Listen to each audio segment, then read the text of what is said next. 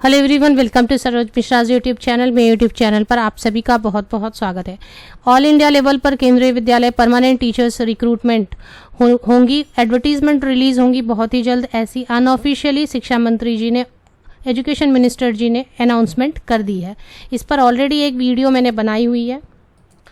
ये big announcement केंद्रीय विद्यालय ही नहीं, नवोदय विद्यालय, केंद्रीय विद्यालय और जो भी सेंट्रल लेवल पर रन किए जाते हैं स्कूल्स, उनमें teachers and non teaching staff की रिक्रूटमेंट बहुत जल्दी की जाएगी। ऐसी अनाउंसमेंट अनऑफिशियली की है एजुकेशन मिनिस्टर जी ने। तो ये वीडियो ऑलरेडी आपने देख ली होगी। इसमें एक मिस्टेक हो गई थी, मैंने 2008 बोल दिया था, 2018 बोल के बदले, तो वो आप चेंज कर लीजिए। स्लिप ऑफ टंग हो जाती है, कभी कभी मिस्टेक हो जाती है, तो वो आप समझ लेंगे। तो ये वीडियो आपने नहीं देखी तो प्लीज़ देख लें।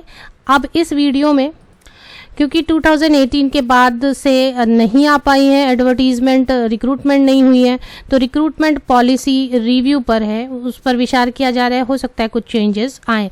तो कौन से 5 बड़े चेंजेस हैं जो हमें देखने को मिल सकते हैं, वो हम इस वीडियो में देखेंगे। सबसे पहले ये बात कहाँ से निकल कर आई कि रिक्रूटमेंट पॉलिसी रिव्यू पर है, ये डिस्कस करेंगे।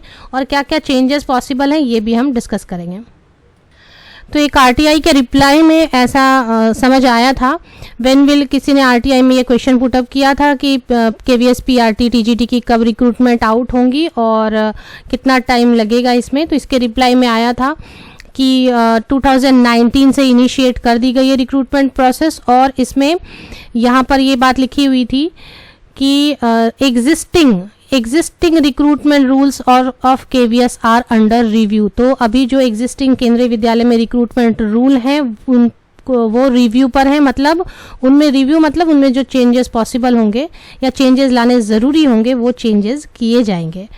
तो ये बात यहाँ से निकल कर आई थी कि रिव्यू पर है रिक्रूटमेंट रूल। तो अब हम इस वीडियो में डिस्कस करेंगे कि क्या क्या पॉसिबल चेंजेस हैं जो हमें देखने को इस एडवर्टीजमेंट में मिल सकती हैं, आने वाली एडवर्टीजमेंट में। सबसे पहले चेंज जो हमें देखने को मिल सकती है वो है एज क्राइटेरिया में चेंज। तो एज क्राइटेरिया भी एग्जिस्टिंग क्या है, फिलहाल जो अभी तक आई हुई है एडवर्टीजमेंट, उसमें age criteria post graduate teacher के लिए 40 ईयर्स अपर एज लिमिट है।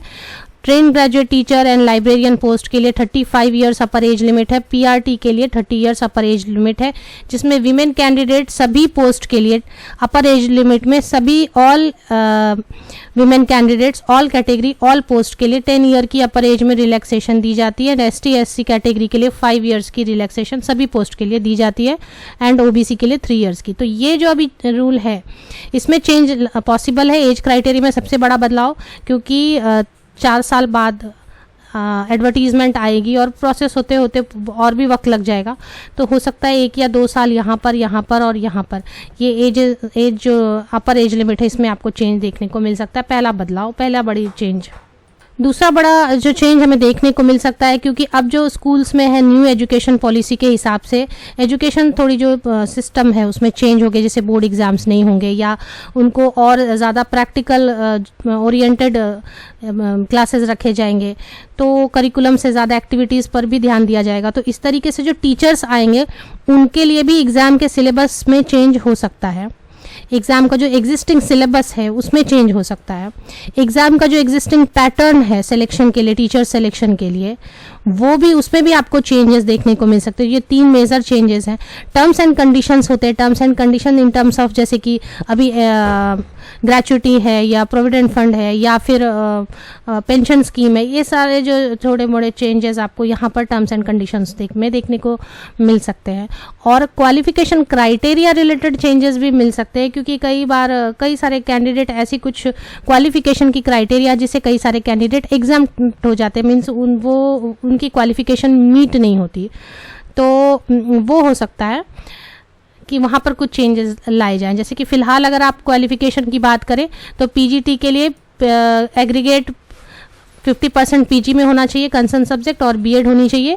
टीजीटी के लिए अभी एग्जिस्टिंग जो है, अगर टीजीटी के लिए अप्लाई करना चाहें तो बैचलर डिग्री 50% इन कंसर्न या फिर combination and in aggregate graduation में, और बीएड होनी चाहिए और सीटेट पेपर 2 क्लियर होनी चाहिए। पीआरटी के लिए senior secondary with at least 50% marks, फिर 2 साल की डीएलएड होनी चाहिए या फिर 4 साल की बीएलएड होनी चाहिए या फिर 2 साल की डीएड स्पेशल एजुकेशन या फिर बीएड भी चलेगा, और साथ में सीटेट होनी चाहिए पीआरटी वाली। तो ये एग्जिस्टिंग है तो हो सकता है इसमें भी, और जिसमें सब्जेक्ट के कॉम्बिनेशन है तो सब्जेक्ट के कॉम्बिनेशन कुछ ऐसे, और जो कुछ सब्जेक्ट्स हैं जैसे कि कंप्यूटर है, म्यूज़िक है, आर्ट है, इन सब के लिए बीएड की रिक्वायरमेंट नहीं होती है। तो इसमें कुछ चेंजेस हो सकते हैं कहीं पर, तो यहाँ पर कुछ चेंज देखने को मिल सकता है। तो ये 5 मेजर चेंजेस हैं जो मुझे लग रहा है कि रिव्यू होने के बाद इनमें कुछ चेंज आपको देखने को मिल सकते हैं। आपका क्या कहना, आप कमेंट सेक्शन में लिखना चाहते हैं कुछ तो ज़रूर लिख सकते हैं। मेरे ब्लॉग पर ऑलरेडी अपडेट की हुई, मेरे ब्लॉग को आप विजिट कर सकते हैं। ब्लॉग पर और भी कई सारी चीज़ें मैंने अपडेट की हुई हैं, तो ये भी आप जाकर चाहे तो चेक कर सकते हैं। ब्लॉग की लिंक मेरे इसी वीडियो के डिस्क्रिप्शन बॉक्स में आपको अवेलेबल मिलेंगी।